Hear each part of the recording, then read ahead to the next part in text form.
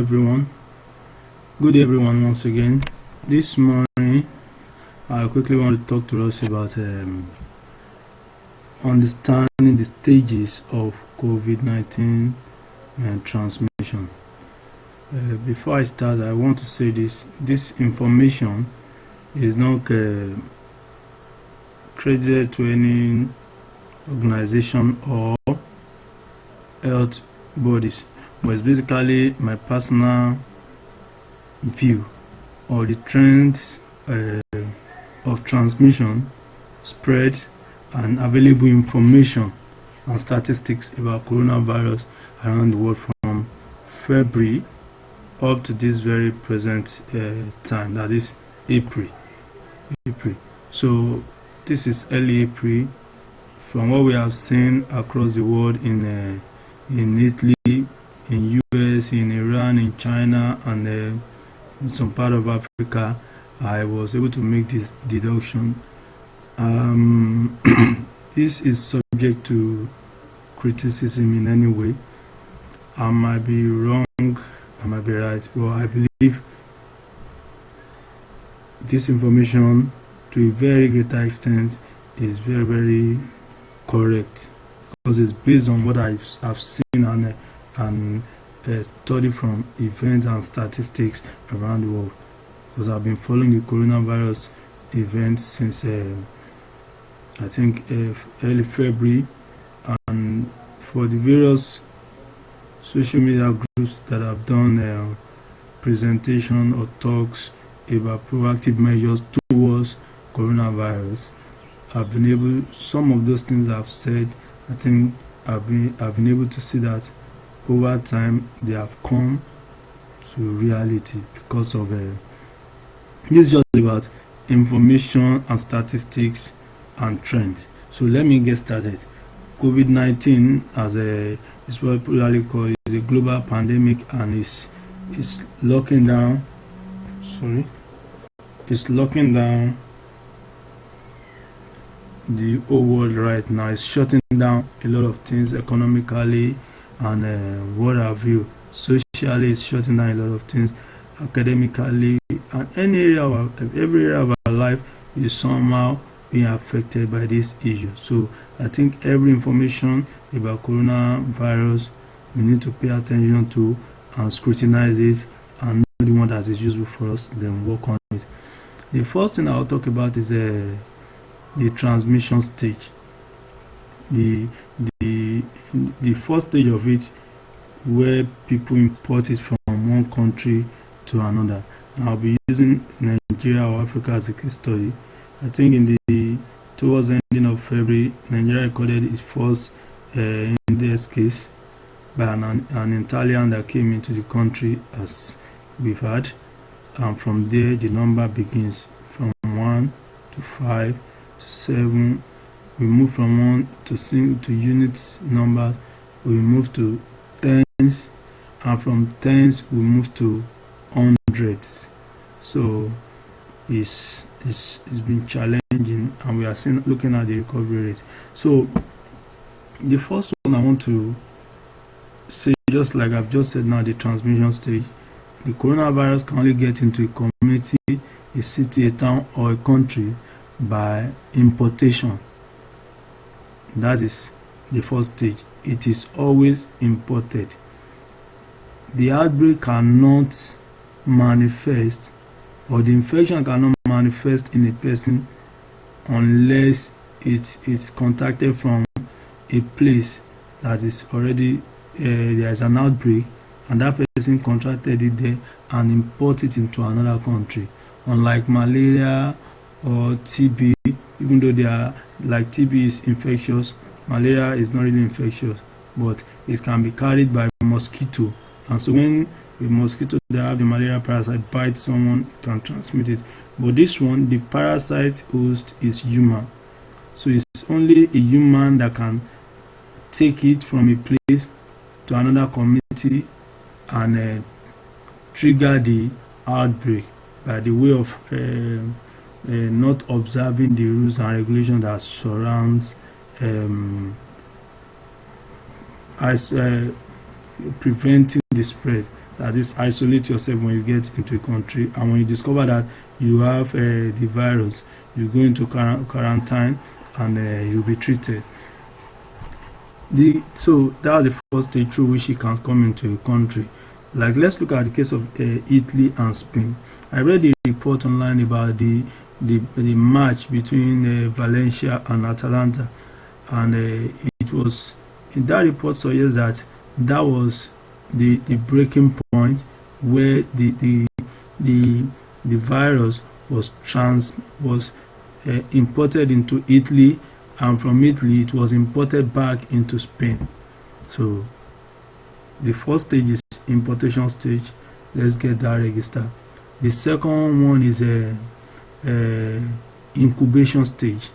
So when the case is imported into a country, generally people that come in contact with the index case, they generally, some of them get to get infected unknowingly.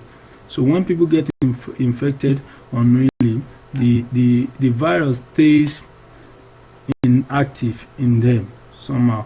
It has a kind of incubation period. That is the period of 14 days. That is why most of the lockdown is always in 14 days interval, 14 days batch. After 14 days, they may give 1 or 2 days grace and ask the country or the city or the state to go on another 14 days. And in a very extreme case, it's going to be a total lockdown for a period of time, for indefinite period of time, till the case abated. So that first 14 days is incubation period.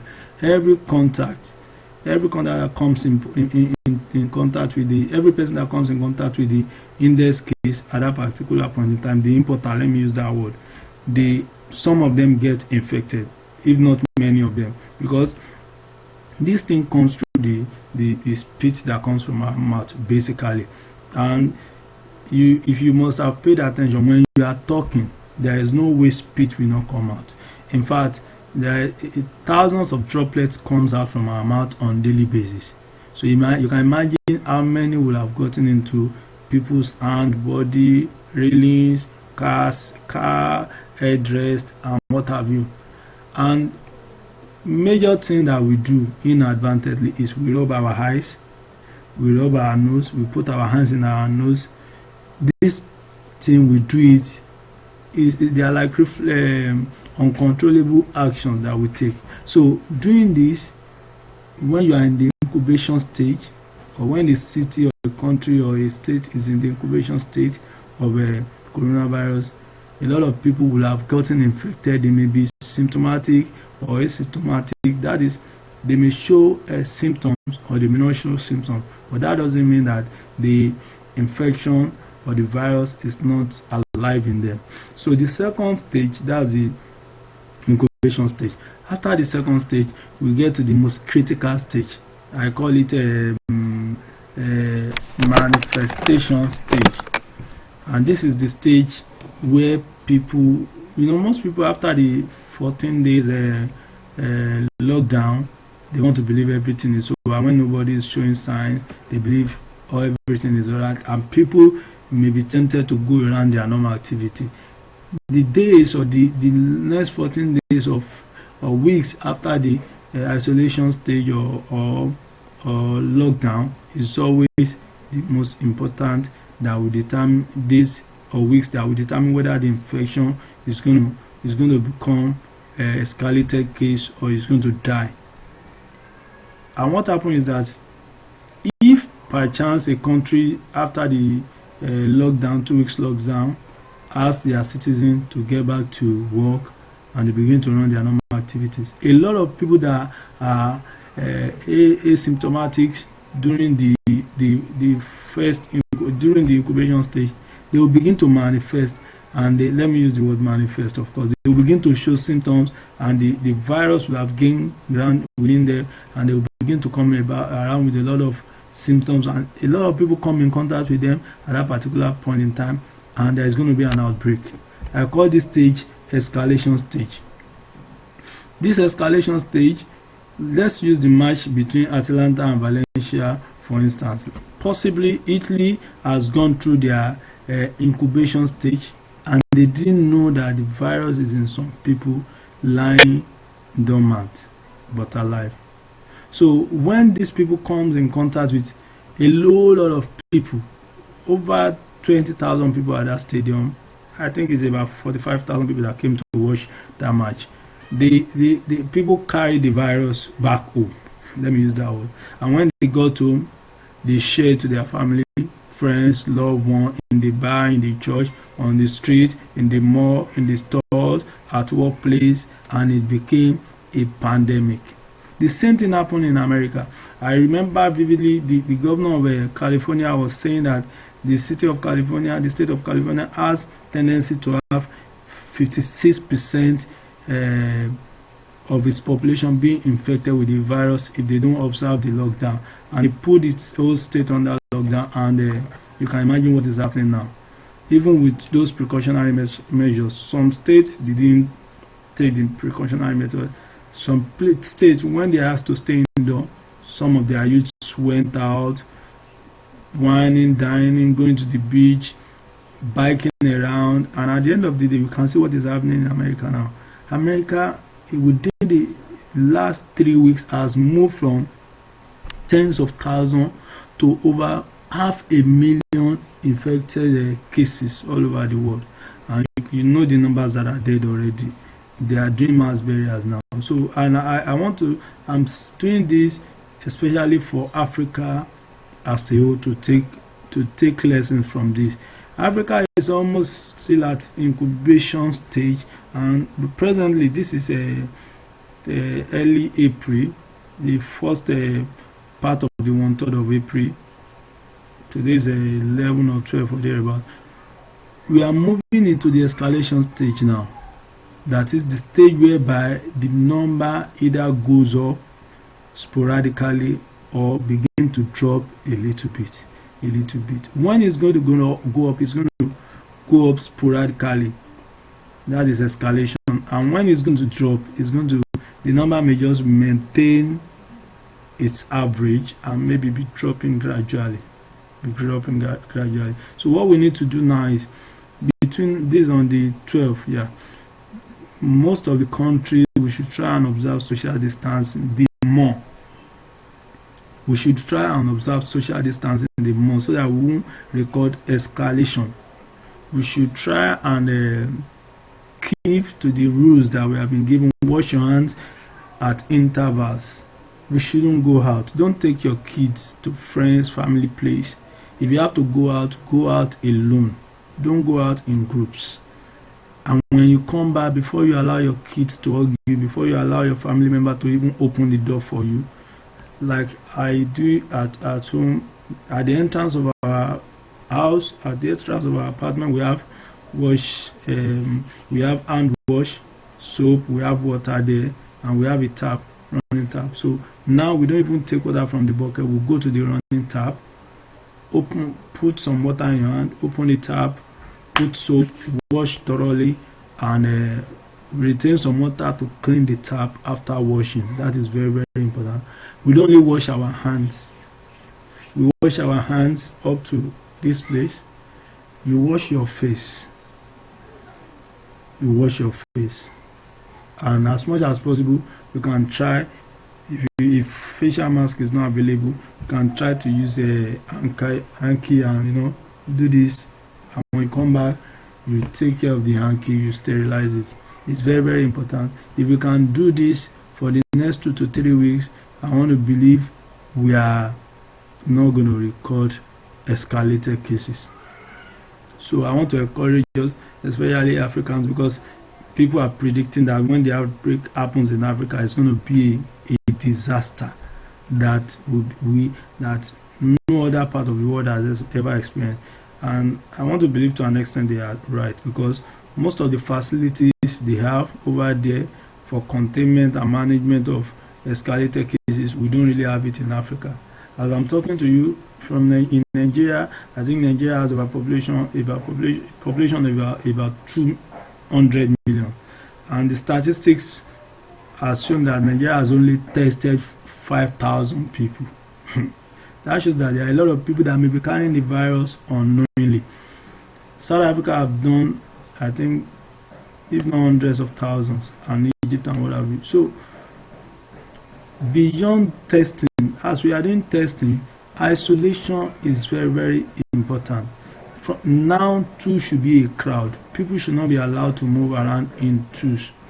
We should be moving around in one, not in pair again, at least for the next 14 to 18 days, so that we will know who is carrying the virus. And when somebody is carrying the virus, it is expedient that the person is quickly attended to.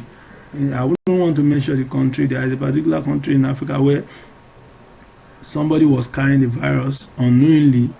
The woman is pregnant. She went to the hospital to deliver, and while they are trying to help her through, she died in the process. But meanwhile, they have taken samples to carry out the coronavirus validity test, and by the time the test is coming out, the woman was dead already, and the test was positive.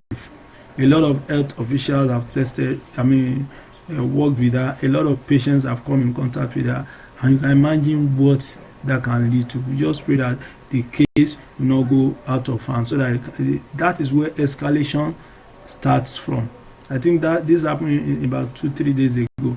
This is where escalation starts from. So let us try as much as possible to observe all the rules. We have to be more strict this time around. When our government says lockdown, though it's going to be hard on us, but for our own sake, we should just try as much as possible to stay within this, and don't gather together to do games or to gossip, because when you are talking, you are facing one another. Even if you want to talk to anybody, it's better you stand side by side and not face yourself, because of the spit that comes out. You wouldn't know who is carrying it and who is not carrying it. And because of our region here, because of the peculiarity of Africa, we are in a tropical region. The sun is high now. A lot of people are asymptomatic. A lot of people carry the virus and they are not showing symptoms. And now remember that some part of Africa is gradually moving into rainy season, and by the time a lot of people carry the virus into rainy season, it's going to be a serious disaster. So please, let us minimize social contact. Let us minimize physical contact. Let us wash our hands always. Let us sanitize, wash our face. Don't go visiting. Don't go picnicking. Don't say I'm covered by XYZ, so I can do whatever I like. Stay safe. Even the Bible says we should obey authority and people in government for our own good. So don't allow your children to go and visit anybody. If you are going to put your house under lock and key, I'm sorry to say that, and when a visitor is coming, let only one person go to open the door, and don't rush and hug people. Even you as a father, tell your children not to come and rush and hug you when you are coming back home. Anybody that is coming from outside, don't be mindful of the way you hold the person until the person washes his or her hand. Use sanitizer. Don't be too ashamed to tell somebody, if you want to enter my house, you have to wash your hands and your face and sanitize yourself. I believe as we do this, God will hear our prayer and will see us through this trying time. We need God more than ever before, and we need to cooperate with the government and individuals and corporate organizations that are working hard, and our frontliners to let's continue to pray for them. And above all, whatever you have, share with people, give people support, pass food to people in your neighborhood, so that when everybody can eat little, nobody will come knocking at your door to ask for more than what you can give. Thank you. God bless you.